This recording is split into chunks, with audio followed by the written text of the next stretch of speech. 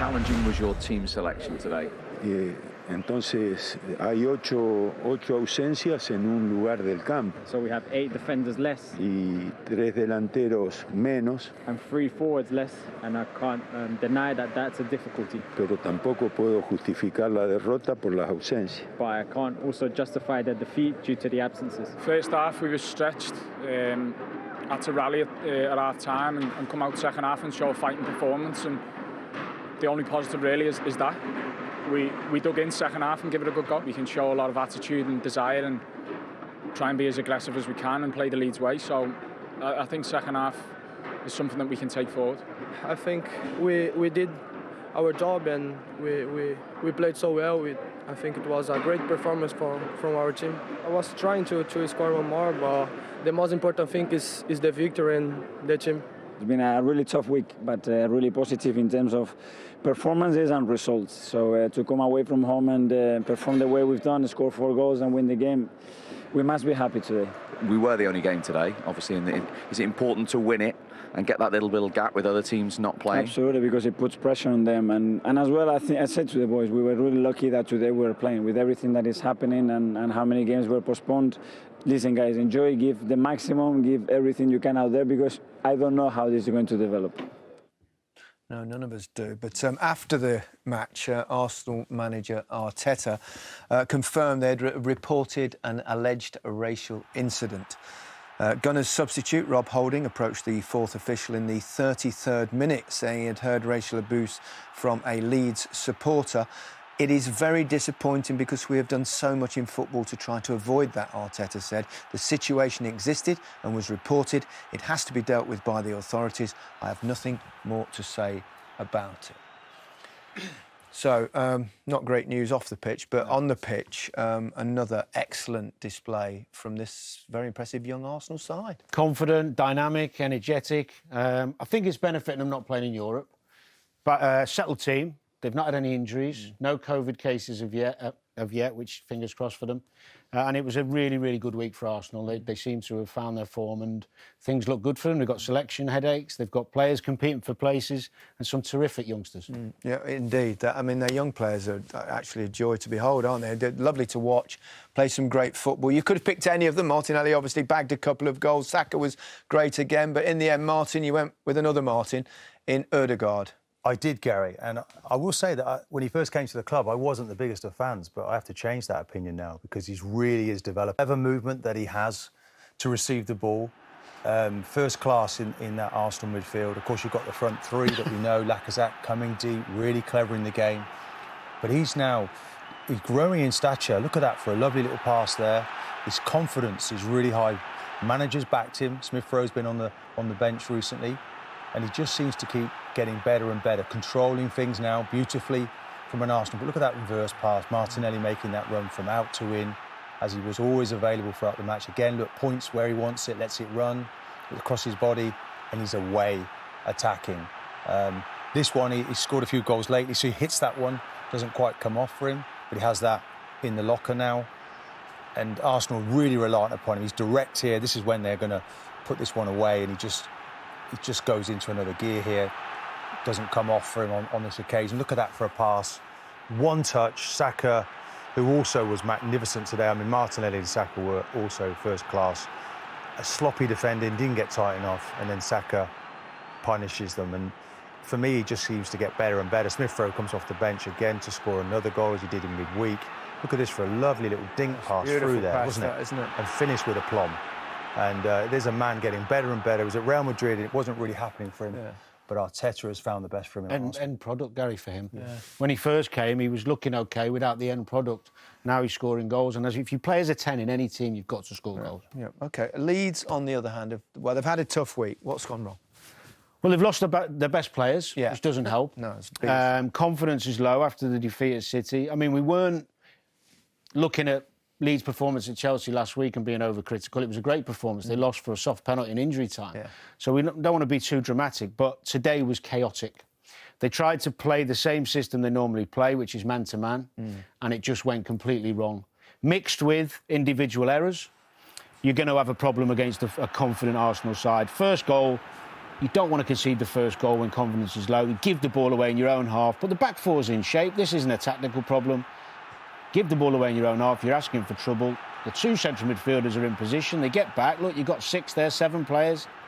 They win it back inside the box, dwell on the ball, cardinal sin, and you're a goal down. It's just an individual mistake. Individual mistake, nothing tactical. Then it really got problematic. Centre-half, Cocky's high up, following Lacazette, man-to-man. That has a knock-on effect all over the pitch. Spaces start developing. Forshaw playing that holding role, vacates the space. As you see, drifts over to Odegaard. That's his job. Dallas has been asked to look after Saka. Too late, he's coming inside, not sure. There's the space. Forshaw left. You've got the right-back, Drama, young lad, trying to cover Koch. They're a metre apart. Rafinha ends up at right-back, trying to chase Tierney. They're all over the place.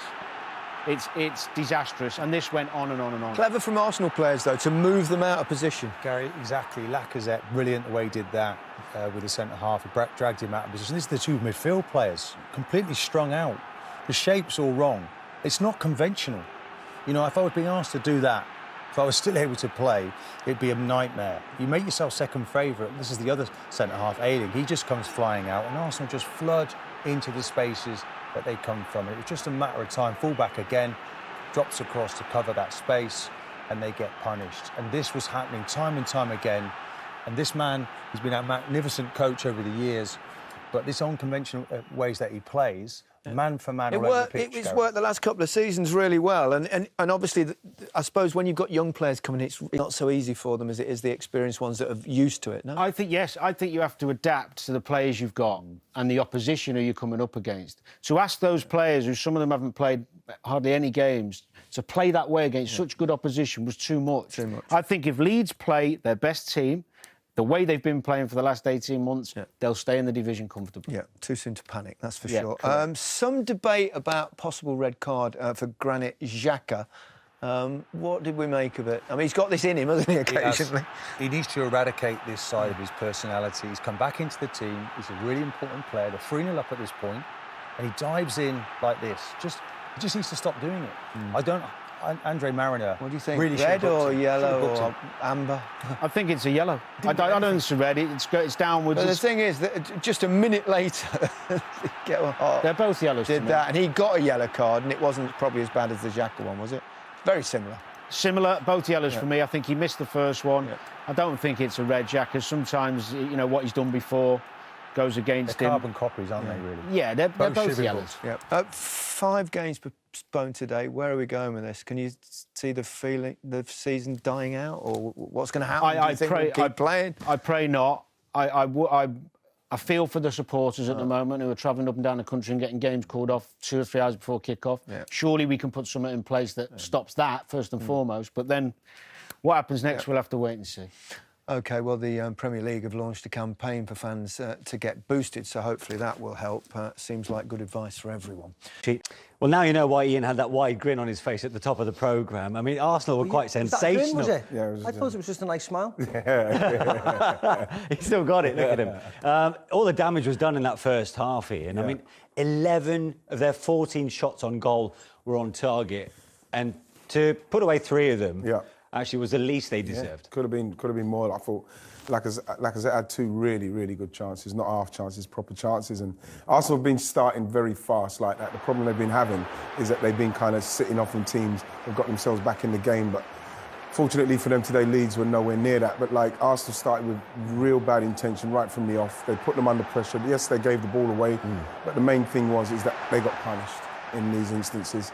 You know, you look at this situation where, you know, Leeds players, he's a man on the book, there's hardly anyone around him. Forshaw leaves Odegaard, he goes towards Odegaard. I don't know why he's going towards the play where he should be dropping back and maybe stopping them. Should clear it now as well, doesn't clear it. So a lot of things played into Arsenal's hands, and like the manager was saying there, the players, they gave the ball away a lot, Leeds. There was a shout for a foul against Adam Forshaw by Lacazette there. Anything in it for you, Steve? No, he stands across there. He doesn't make contact with Forshaw. Forshaw then sort of barges into the back of him and falls over. Lacazette should be able, as a forward wanting to win the ball back, he should be able to make that type of challenge without creating a foul, and I was fine with the goal, to be very honest. VAR looked at it and thought exactly the same. This is the second goal. It's an awful ball. Leeds shirts running one way, a blind ball across the park.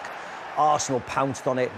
Drama's going, trying to think about counter-attacking and getting forward. And just one bad ball played across the middle of the park has just left Leeds wide open.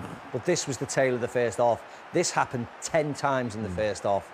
And as Righty said, Arsenal could have exploited them more and more and more. Arsenal could have been 5-0 up at half-time, and it wouldn't have been an injustice to them at all. It was that easy for them. How good was his finish for Martinelli? But it's brilliant because the touches are what's given him the opportunity to do what he's doing, so he's in total control of that situation there, man. The goalkeeper's hoping that he makes a bad touch, but he doesn't. And then, again, you look at that situation when we look back at it, and you're praying, OK, can Arsenal finish it off? In the end, they do. But again, like, the manager must be he's tearing his hair out, because when you look at this, there's Forshaw leaving Odegaard where the danger is, because he's the one who's going to play the main ball into Saka, who spins off of his man, Dallas. And then once it gets into that area, now they're all backtracking, and it comes down to, can they finish? They get a little bit of luck, maybe there with the ricochet, but he gets it, and then the luck there with the deflection as well. But I think they deserve the luck. Yeah. They deserve the luck, what they got today. Great stuff. Wasn't his greatest game, Saka, but like, he done enough today. Yeah. Leeds got themselves a lifeline from the penalty spot to make it 3-1 before Emil Smith-Rowe, just like against West Ham a couple of days ago, came off the bench and made a telling contribution. Yeah, he did. It's something that he's obviously got his mind made up that, OK, if I have to come off the bench, I'll come off the bench and do it. And it's the attitude you should have. Yeah. Because he can recognise, they can all recognise now that Mikel Arteta has kind of found a formula. And like Emil Smith-Rowe must be thinking to himself, well, I want to be in it. I haven't done too much wrong. Do you know what I mean, Steve? I agree, mate. So, and so he must be saying, right, the only way I'm going to do it is coming off the bench and showing him scoring goals, because that's what Arsenal need. Goals from other areas, because you can't put all the onus on Aubameyang like we've seen. Now we've got Saka scoring, Martinelli scoring, and Emil Smith-Rowe scoring. Nice, isn't it, the fact that he makes all you can do is make an impact off the bench. Great attitude on the lad. He scored goals against Leicester, he scored goals against West Ham the other day.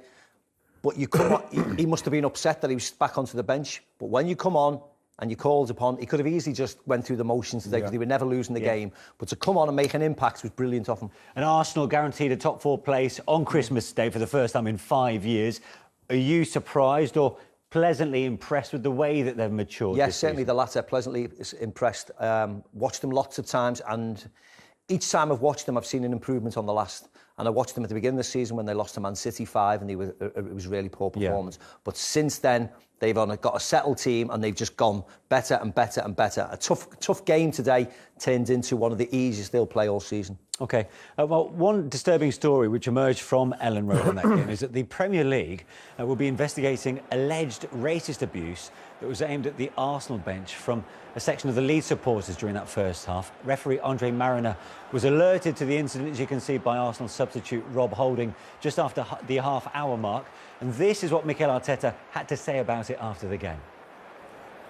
Well, if those people are found guilty, they will be duly punished. What do you make of that? I think you have to applaud people like Rob Holding. When you're being racially abused, it's very difficult as a black person to get up and do that without people kind of coming down and piling on and saying, oh, here he goes. So for Rob Holding to do it for his teammates is something that me, being in a dressing room and knowing what that's like, wanting that kind of help, it's fantastic. And what should happen now is he should be found, should be able to find him, because he's there for everyone to see, prosecuted and banned. Simple. It's not going to be tolerated. Zero tolerance. That's what we're going for. Yeah, I totally agree. It's you get the fact that they're frustrated, the fans, they're angry. You get all of that with the first half performance, and when the Leeds fans, when the Arsenal subs were warming up and the players celebrated with them. I get the fact that they're angry and they're upset and blah, blah, but you cannot shout stupid comments like this. And as you said, there'll be people who have heard it, there'll be fans who will have heard it and probably told them to stop, or here to stop, whoever it may be, and they'll be found and they'll be kicked out and they won't be able to go to a Leeds match again in the future, and it's ridiculous. Absolutely. OK. No time or space for something like that in this day and age, of course.